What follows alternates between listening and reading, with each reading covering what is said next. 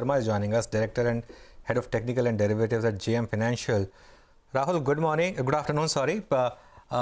So how do you classify the current phase as a bit of a shakeout or a start of a deeper correction, both on Nifty and Bank Nifty, your view?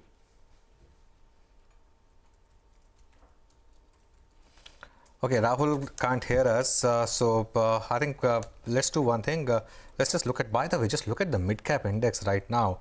2.7% gone on that index. You know, we're talking about yesterday being a much better day for the mid-caps. By the way, in the US, the small-cap index yesterday hit a 52-week low. In Indian market, the small-cap index had hit 52-week high just 3 days back. But right now, just pull out the small-cap index as well. There's quite a bit of selling. Zomato, like Prashant pointed out, down 9%. Coffee Day is down about 7%. That had seen some stellar gains over the last few days. Supriya is down quite a bit, like we mentioned. Okay, Rahul is back with us.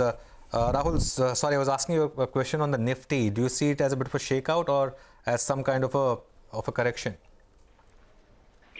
Yeah, good afternoon, Anuj. Until yesterday, it looked like a pullback of the outperformance that we saw in the first 2 weeks of January. The reasons being the strong FI outflows, the rising bond yields, and as well as the rising crude oil prices. Now, there is a silver lining here, which is bond yields have cooled off a bit from 1.90 to 1.79 levels. And the further direction of the market will be decided as to how these bond yields shape up or shape down from here. But one thing is for sure, on the daily charts, there is definitely some bearish divergence that is building on the bond yields, which technically suggests that they are pretty overheated and there should be some cool down which may be possible. Now, as far as the Nifty setup is concerned, we've retraced more than 38.2% of the entire up move, which began from the 21st of December, and we almost came in close vicinity to the all-time high. So this correction should end. Ideally, there are two levels to keep in mind. One is the 17,511 level, and the second is the Fibonacci retracement level of 17,380, which is 50% of the entire previous up move. So between these two levels, I think some sort of a resurrection should happen. We believe that it's better to wait for one, closing in the green, the selling to stop for any form of a reversal, any form of a confirmation. And once that happens, I think we should be headed for a new all-time high, which should easily be surpassed probably around the budget, maybe after the budget max, and then Nifty should be heading upwards. So we advise to accumulate good quality stocks in this correction. And so far, it seems like the entire the move that we saw, unchallenged move that we saw, especially in the first 2 weeks of January, is seeing some sort of a pullback happening. Rahul, hi, afternoon. If you look at, I've heard people say, well, commodities is one area. Look at that. That still continues to do very well. So that's a divergence, right? I mean, stocks are selling off, commodities are not, and commodities are hard assets. But the point is that if this is about rates going up, you can go back and look at any cycle. Hard assets tend to do the best. Commodities tend to do the best in a rate hiking cycle. So can we draw that conclusion from what's happening in commodities and say, well, what's happening in stocks is unwarranted, or maybe, is going to be short-lived? Just on that point. Yes, definitely. If you see, how the metal indexes behaved, and if you see the breadth of the market, if you see the small cap and the mid cap indices, they haven't really bore the brunt of the selling pressure. It has been largely limited to the FI selling, which has been primarily in the large caps. And coming to your commodity point, yes, I think there will be a phase where we should see this sort of a movement being played out. A lot of things are happening at a global level. We've seen Bitcoin hit 5-month lows. We've seen bond yields going crazy. We've seen 7-year high on the Brent oil prices.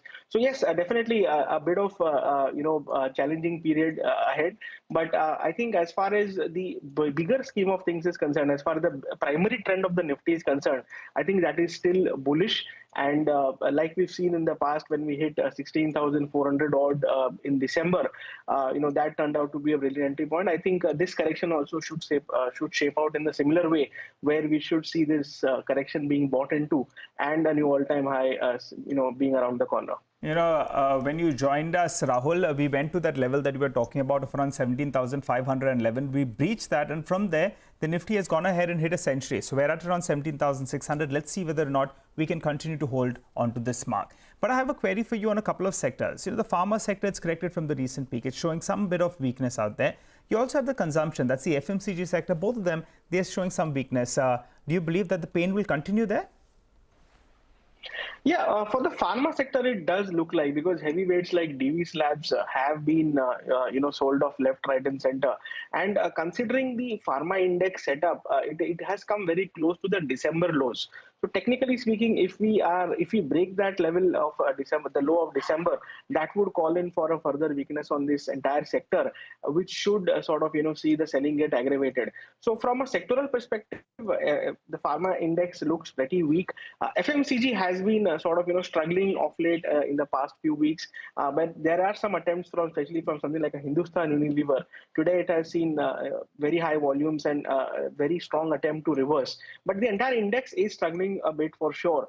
And going by the relative comparison, these are the two indices which are primarily laggards. These are the ones which were defensives for a good amount of time. But such is the market that even defensives have been sold into. So we believe it's best to avoid these two sectors as far as trading is concerned and stick to where the market is exhibiting strength. Now, clearly, if you see the last 3-4 sessions where the market has sold off, PSU banks have held on to well. PSEs, which is public sector enterprises, these have held on to well. We believe power as a sector can do pretty well. So these are the typical favorites which should see some traction happening ahead of the budget. And the market is showing indications that there is fresh weakness is not coming into these sectors. So we are advising clients to get into these sectors where there is strength. And we believe once this monthly expiry is done, once the bond yields cool down, after a few days, we should be in again discounting the budget, and which is primarily we feel the budget should be a non-event barring a couple of sectors, because we've seen so many mini budgets across the year.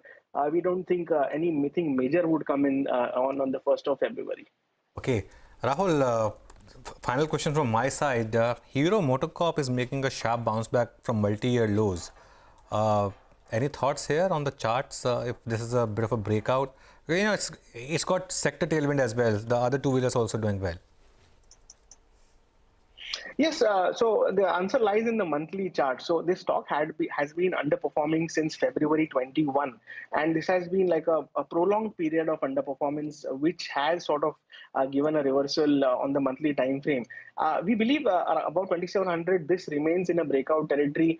It has been forming also a pole and flag pattern on the daily charts, which is also a continuation pattern. So we won't be surprised if this stock heads higher in the coming couple of months. As far as the target is concerned, I think 3,100 should be a very achievable target in the next couple of months, and this stock can be bought with a stop loss of around 26.25. So yes, there is a big reversal on the monthly charts, and the kind of relative strength it has been exhibiting against the market correction goes to show that the stock should perform from here.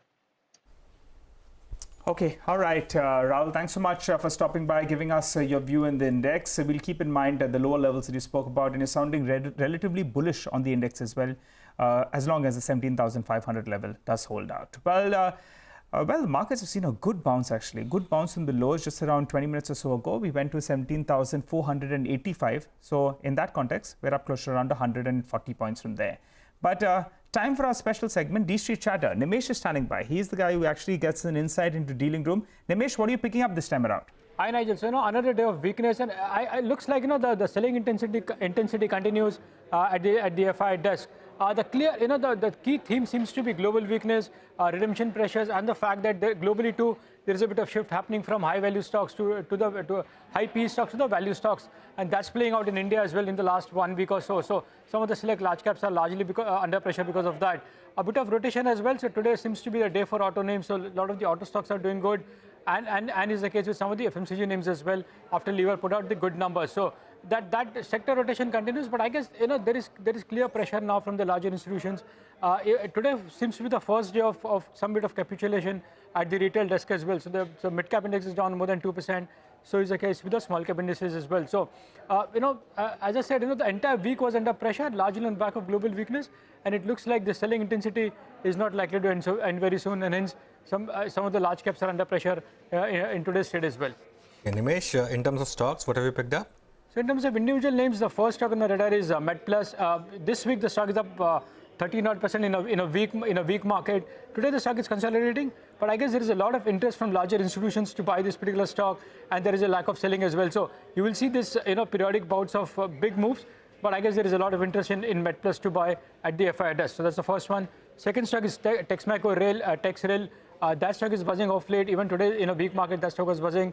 I guess apart from buying interest, there is a buzz of a possible product tie-up with an MNC company, which the company is working on. So that explains the kind of move in Texmaco Rail off late. So that's the second one. Third stock is Linde India. In a weak market today, that stock is up 5%. And I guess a lot of the positioning is in anticipation of strong earnings. So that's Linde India, the third stock. And the fourth stock is Zomato. That stock now is trading below the first day listing price. On day one of the listing, there was a lot of interest from larger institutions. Now that stock is falling on the back of global weakness. Even globally, this food tech stocks have been down, and so is the case with Zomato in India. And there is a clear pressure now from larger institutions to sell that particular stock. All right. Zomato is back to where it started, as we've been pointing out. Nimesh, thank you very much for that.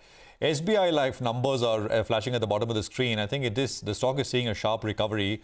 Out of the life insurance companies, SBI Life, and Yash has been pointing this out, is expected to see the strongest set of numbers. I think there's a sharp up move, 0.5% loss left now. It was down 3% at one point, 12.33.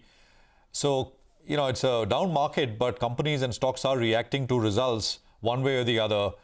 So total APE at 4570 crores, value of new business VNB at 1170 as compared to 1063. So these numbers look, and the stock's just now turned back into the green. Margins at 25.6% as compared to 24%. I think the actual third quarter VNB margin is in line with what the street was expecting. So these are a strong set of results. I think the other one is, in line, as I said, companies are reacting to numbers, good or bad, is Gokuldas Exports. I think numbers came out. The stock's limit up 10%, and that should come up as well. It's done phenomenally well amongst the textile pack, and that is up 9.5. There you go, 407, 408 or so on Gokuldas Exports. More on SBI Life and other results in a bit. We'll take a break here. As always, we'll get you by today's Sell Tomorrow calls. Our technical experts will be with us when we return.